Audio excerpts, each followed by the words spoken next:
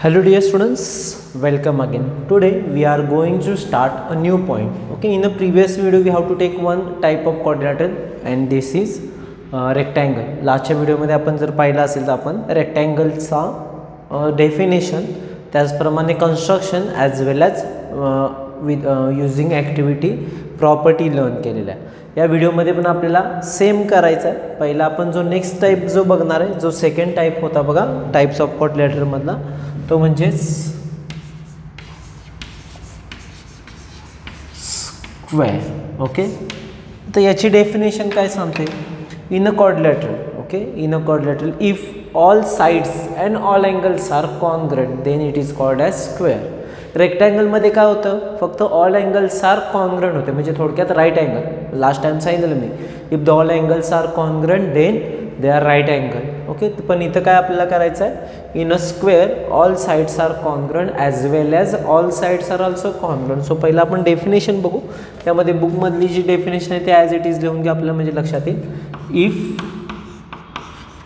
All sides and okay all sides and all angles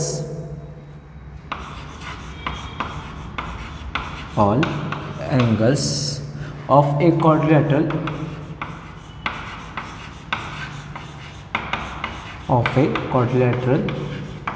are congruent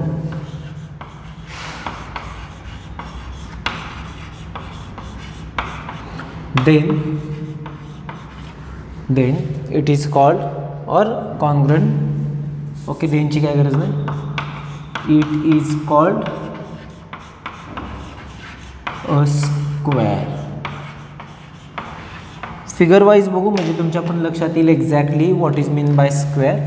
okay, in a square all sides are congruent.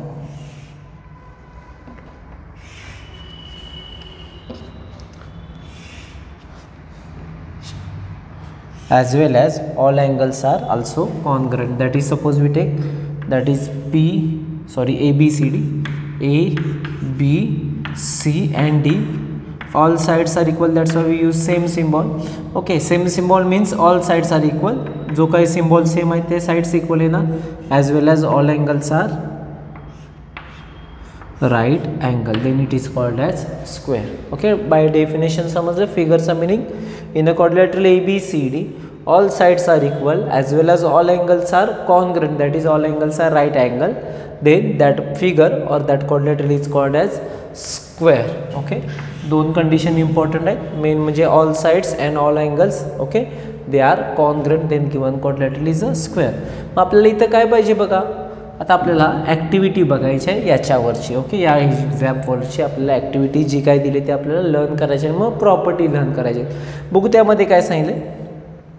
Activity draw a square of convenient length of side. आता आपल्याला एका साईडची जर length माहीत असेल तर automatically आपल्याला square draw करता येतो. बाकी मग काही गरज नाही, कारण की all angles are right angle. Okay, मग आपण काय करू, स्क्वेअरसाठी एक ॲक्टिव्हिटी कंप्लीट करण्यासाठी आपण या स्क्वेअरची एक लेंथ कन्सिडर करू, कोणतीही. Okay, what ever 3, 4, 5, 6, 6.2 what ever. Okay, त्यानंतर काय सांगितलं बघा, and lame the point intersection of the diagonal. की तर आपल्याला डायगोनल पण ड्रॉ करायचं आहे. Using the apparatus in the compass box measure the following length. पहिला आपण काय करू, क्वाड्रिलॅटरल ड्रॉ करू. कसा ड्रॉ करायचा एकदम सिम्पल आहे. आपल्याला आता एक लेंथ घ्यायची आहे, कोणतीही, BC घ्या, AB घ्या, वॉट एव्हर. आपण जर घ्यायचं असेल तर 6 सेंटीमीटर सपोज आपण काय घेऊ, BC घेऊ, म्हणजे आपल्याला पुढं कन्स्ट्रक्शनला बरं पडेल. आपल्याला काय करायचं आहे बघा, आता कन्स्ट्रक्शनमध्ये बसेल का इथे. ओके, नाही, थोडंसं इकडेच काढतो बघा. ओके, समजा हा मी काय घेतला, B अँड C. आपल्याला पुढे काय करायचं आहे, BC तर आपण 6 सेंटीमीटर सपोज, तुम्ही कोणतेही कितीही लेंथ इथं तुम्ही घेऊ शकता. पण एक महत्त्वाचं काय, हे ऑल अँगल्स, हे दोन अँगल बेस अँगल किती आहेत बघा, right angle. All sides are 6 centimetre, म्हणजे या सगळ्या साइड्स किती येणार आहेत, 6 सेंटीमीटर. म्हणजे जितकी BC आहे तितकी आपल्याला बाकीच्या लेंथ काढायची असेल, पण त्याच्यासाठी आपल्याला हे दोन बेस अँगल तरी ड्रॉ करून घेऊ, B and C 90 degree. So पहिला कन्स्ट्रक्शनच्या प्रमाणे काय करू आपण, 90 डिग्री ड्रॉ करून घेऊ. पुढचं कन्स्ट्रक्शन कंप्लीट करू. Okay, so first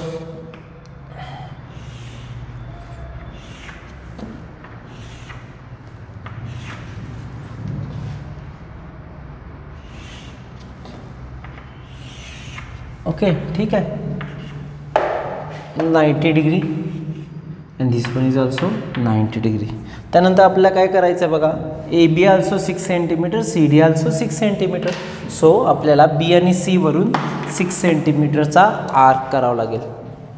so B C इतकाच मी ॲक्युरेट घेतो बघा. Okay, 1 and from C there is another arc. त्यानंतर तो पॉईंट जॉईन करून घेऊ.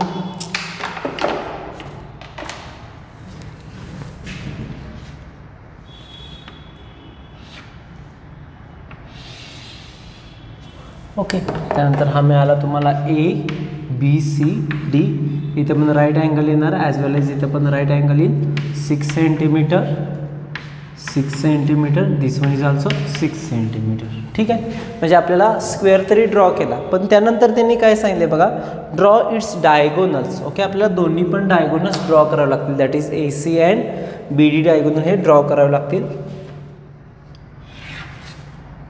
Okay, so by using scale तुम्ही ड्रॉ करू शकता ते.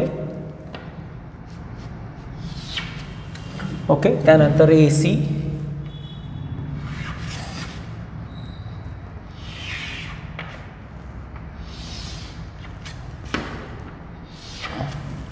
ओके, आणि जो काही इंटरसेक्शन पॉईंट द्यायचा आहे त्याला आपल्याला काय नेम द्यायचा आहे, ई.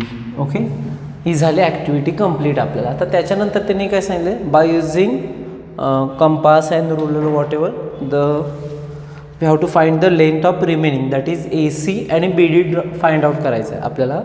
इथं ॲक्टिव्हिटीमध्ये A C as well as B C draw find out करायचं आहे. ओके, आता तुम्ही तो कंपासनं तुम्ही काउंट करू शकता. इथं मी 6 घेतले म्हणून तुम्ही 6 घ्यावं असं काही नाही. ओके, पण ए सी आणि बी डी ड्रॉ करायचं. मग आता माझ्याकडे साहित्य तर नाही ए सी आणि बी डी लेंथ मोजण्यासाठी, मी फक्त एक चेक करतो.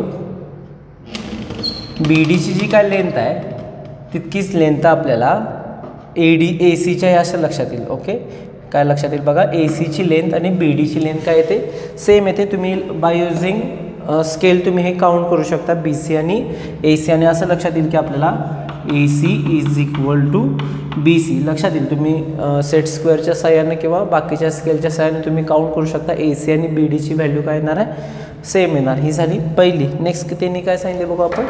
त्यानंतर काय लक्षात येईल बघा आपल्याला, सेकंड काय सांगितले, length of 2 parts of each diagonal bed of pointing, म्हणजे आपल्याला A E and C E count करायचं आहे. Okay, A E is equal to आणि सी ई. ओके, हे काउंट करायचं आहे. तुम्ही बघू शकता याची दोन्हीची एक जस्ट 2 मिनिट्स. ओके, तुम्हाला असं लक्षात येईल ए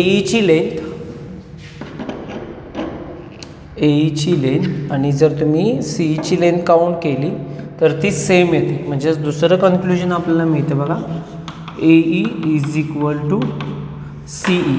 त्याचप्रमाणे बी ईसाठी आणि बी डीसाठी करू शकता. बी ई जर तुम्ही बी डी चेक केला तर दोन्हीची लेंथ पण तीच येते. म्हणजेच काय होणार बघा, इथं दुसरं B E is equal to काय होणार आहे, ई डी. ओके, त्या लेंथ तुम्ही इथं वाटल्यास मोजून लिहू शकता. ओके, अदरवाईज असं मी सेपरेटली त्या फिगरच्या खाली लिहा. त्यानंतर नेक्स्ट काय सांगितलं बघा, क्वेश्चन नंतर काय आपल्याला मेजर करायचं आहे. Next, okay, all the angles made by E. Angle ईच्या इथे आपल्याला अँगल्स चेक करायचे, काउंट करायचे. सो बाय युझिंग कंपास तुम्ही जर चेक केलं तर असं लक्षात येईल बघा, इथं हा जो काय अँगल तयार झाला आहे तो 90 डिग्री झाला आहे. ओके, हा अँगल किती आहे, 90 डिग्री. बाकीचे पण जर तुम्ही अँगल चेक केले तर तो पण किती डिग्री येतो, 90 डिग्री येतो. ओके, हे सगळे अँगल जे आहेत चारीच्या चारी अँगल्स 90 डिग्री तयार होणार आहेत. ओके, पुढं आपल्याला अजून काय सांगितले बघू आपण, question number okay 4th one, part of each of angle of the square made by each diagonal. Okay, थोडक्यात आपल्याला काय करायचे, हे 2 अँगल्स. ओके, हे 2 अँगल्स, त्याचप्रमाणे इकडचे हे 2 अँगल्स, हे 2 अँगल्स आणि हे इकडचे अँगल्स आपल्याला मेजर करायचे तर तुम्हाला असं लक्षात येईल की हा जो काय अँगल्स आहे तिथं 45 डिग्री येतो, इथं पण 45 डिग्री येतो.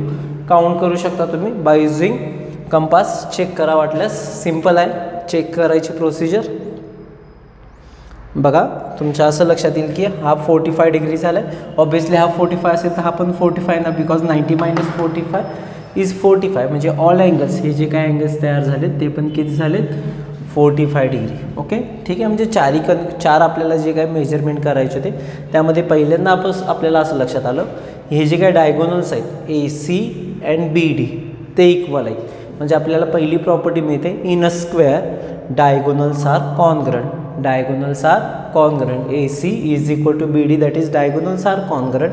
सेकंड बघा हे दोन पार्ट्स इक्वल आहेत ॲज वेल एज हे दोन पार्ट्स इक्वल. इथं 90 डिग्री आहे. ओके म्हणजे कंडिशन काय झाली. नंतर सेकंड प्रॉपर्टी होते diagonals of a square are bisect each other and also perpendicular each other. Okay एकमेकांना ते परपेंडिक्युलर आहेत. 90 डिग्री असल्यामुळे ते एकमेकांना परपेंडिक्युलर झाले as well as divides in two equal parts that is they are perpendicular bisector each other. Okay आणि त्यानंतर diagonals are bisect its opposite angles. Okay बघा तिथे आपल्याला काय काय 3 ते 4 प्रॉपर्टीज दिलेत. त्यामध्ये पहिली प्रॉपर्टी काय सांगितली बघा, diagonals are equal length that is they are congruent. Okay that is diagonals are equal, length is equal, therefore they are congruent. AC is equal to BC. Then diagonal bisect each other, म्हणजे हे दोन equals. Okay हे दोन parts equal आहेत as well as हे दोन parts equal आहेत. त्यामुळे ते एकमेकांना बायसेक्ट करतात that is divides in to 2 equal parts. Then diagonals are perpendicular to each other. प्रत्येक अँगल इथं आपण जर काउंट केला तर किती डिग्री येणार आहे 90 डिग्री येतो. त्यामुळे दे are perpendicular each other. And last one diagonals bisect the opposite angles. हे जे काय डायगोनल्स आहेत ते एकमेकांचे अपोजिट अँगल्स काय करतात बायसेक्ट करतात. इथे 45 पण येतो, इथं पण 45 येतो. तुम्ही चेक करू शकता, काउंट करू शकता by using protractor. Okay so there are 4 properties of a square. First property, पहिला definition काय सांगते, all sides and all angles are congruent then it is called as square. Then first property diagonals are congruent. Second property, diagonal bisect each other that is divides into equal parts. Next one, diagonals are perpendicular each other. And last one, diagonal bisect its opposite angle. Okay याच्या 4 properties तुम्ही होमवर्कमध्ये पहिला definition लिहित आहे, figure काढता येते. त्यानंतर हे जे काय आपण कन्स्ट्रक्शन केलं पूर्ण व्हिडिओमध्ये जे आपण जे बघितलं त्यावेळेस हे कन्स्ट्रक्शन तुम्हाला करावं लागेल. याच्या लेंथ ज्या काय आले ते तुम्हाला इथं लिहून मग तुम्हाला ते कन्क्ल्युजन लिहायचं आहे. जी ॲक्टिव्हिटी तुम्हाला स्वतः करायची होती काही अंशी मी बऱ्यापैकी 90% तुम्हाला ती ॲक्टिव्हिटी समजावून सांगितली. फक्त तुमचं काम राहतं ते लिहिण्याचं, बाकी काही राहत नाही. ओके अशा पद्धतीनं आपण सेकंड टाईप ऑफ क्वाड्रिलेटरमधला सेकंड टाईप बघितला, तो म्हणजे स्क्वेअर. नेक्स्ट लेक्चरमध्ये मग ते रोम्बस किंवा पॅरलोग्राम असेल. ओके नेक्स्ट व्हिडिओमध्ये आपण जो काय थर्ड टाईप आहे ओके दॅट इज रोम्बस तो आपल्याला लर्न करायचा आहे. सेम पद्धतीनं जायचं आहे, काही वेगळं नाही आपल्याला करायचं. पहिला डेफिनेशन येईल, त्यानंतर फिगर नंतर आपल्याला ॲक्टिव्हिटीवरून आपण प्रॉपर्टी. बघा name of type, definition, figure.